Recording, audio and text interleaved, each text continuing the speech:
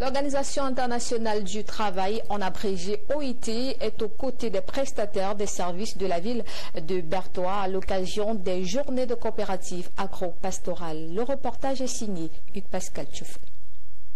C'est à l'issue des récentes journées de coopératives agro-pastorales organisées par l'OIT à Bertoua il y a quelques mois que les meilleures coopératives sélectionnées par les membres du jury viennent de recevoir des appuis qui leur permettront d'améliorer la qualité de la production et booster leur rendement. C'est un apport d'actifs qui va permettre aux coopératives de faire plus dans leur communauté, participer à la transformation, s'approprier des marchés qu'ils n'auraient pas pu avoir parce qu'ils n'ont pas la capacité de faire de la grande production. La cérémonie de remise de ces appuis qui avait pour cadre l'esplanade des bureaux de l'OIT à Bertoua a permis de remettre du matériel à une dizaine de coopératives méritantes.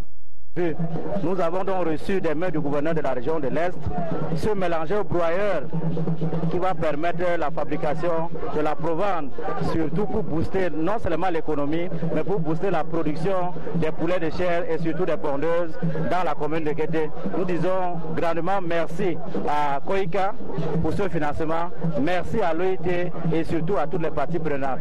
J'ai eu un tricycle et ça va beaucoup m'aider dans notre entreprise puisqu'on fait dans la transformation du manioc, donc ça va beaucoup nous aider à ce qu'on évolue. Dans les 2-3 prochaines années, nous allons être avec eux pour aller plus loin. Nous avons fait un baseline, nous avons vu qu'elles sont capables de faire.